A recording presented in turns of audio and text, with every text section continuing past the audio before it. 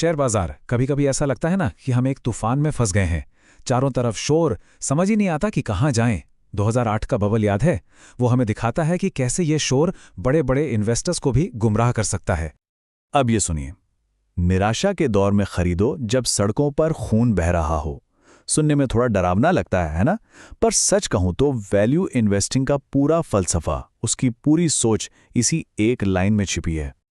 ठीक है, मान लिया कि केओस में अपॉर्चुनिटी होती है, पर सवाल तो वही है, इतनी अफरा तफरी में ये कैसे पता चले कि क्या खरीदना है? इसी पहेली को सुलझाने के लिए आज हम रघु पलात के काम को आधार बनाकर आगे बढ़ेंगे। और इसका जवाब छिपा है एक बहुत ही पावरफुल टूल में। नाम है फंडामेंटल एनालिसिस। इसको ना एक इन्वेस्टर का कंपस समझ लीजिए। एक ऐसा कंपस जो बाजार के बड़े से बड़े तूफान में भी सही दिशा दिखाता है। तो ठीक है, देखते हैं कि ये कंपास काम कैसे करता है। हम एक सफर पर चलेंगे।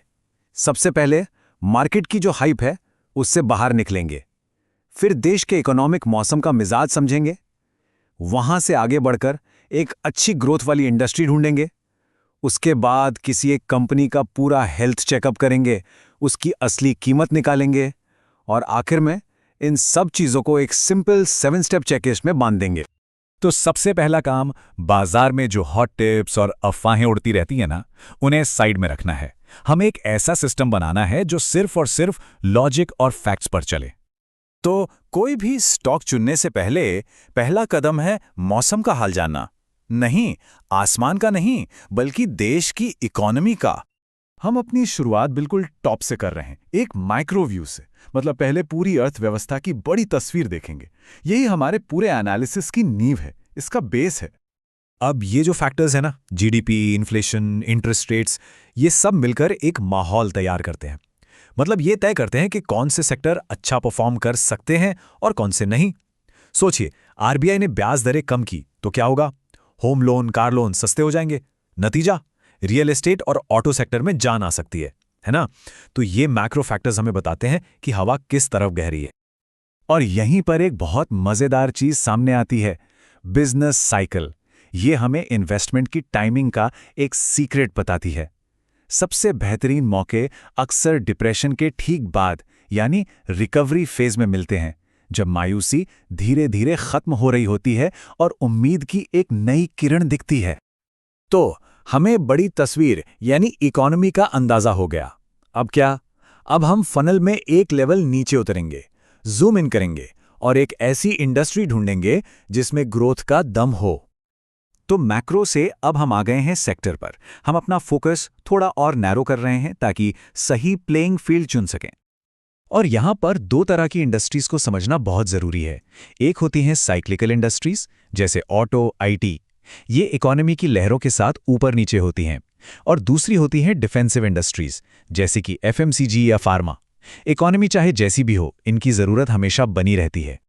ठीक है, इकोनॉमी समझ ली, एक बढ़िया इंडस्ट्री भी चुन ली। अब असली काम शुरू होता है। अब हम माइक्रोस्कोप निकालेंगे और किसी एक कंपनी की सेहत को बहुत बारीकी से जांचेंगे। तो फनल में सबसे नीचे अब हम पहुंच गए हैं माइक्रो लेवल पर, यानी एक स्पेसिफिक कंपनी पर। तो किसी कंपनी का हेल्थ चेकअप करते वक्त हमें 4 बड़े सवाल पूछने हैं। पहला, क्या मैनेजमेंट पर भरोसा किया जा सकता है? दूसरा, मार्केट में इसकी क्या जगह है? तीसरा, इसकी एनुअल रिपोर्ट क्या कहानी सुनाती है?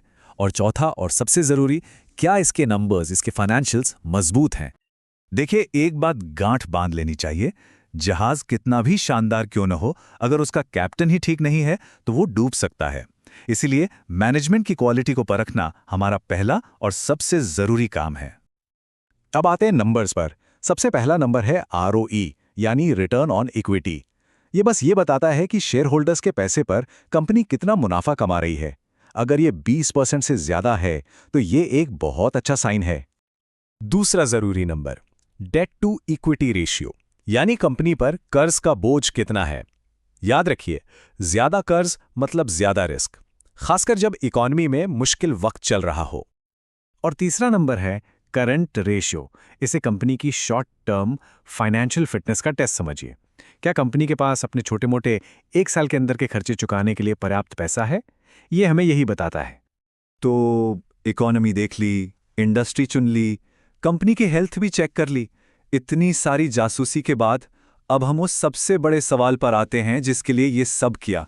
आखिर इस कंपनी की सही असली कीमत है क्या? इस असली कीमत को कहते हैं इंट्रिंसिक वैल्यू।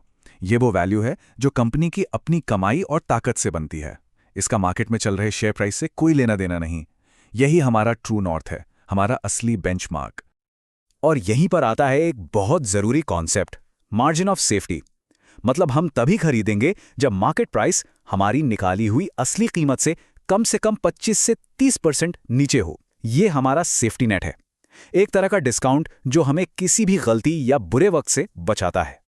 तो चलिए इस पूरे प्रोसेस को, इस पूरी सोच को अब एक आसान सी चेकलिस्ट में समेटते हैं। ये 7 सवाल, यही है इस पूरे एनालिसिस की जान। यही है वो पर्सनल इन्वेस्टमेंट कंपास जो हमेशा सही फैसले लेने में मदद करेगा। तो कंपास अब हमारे हाथ में है। सवाल बस इतना है कि हम इससे कौन सा खजाना ढूंढने निकलेंगे।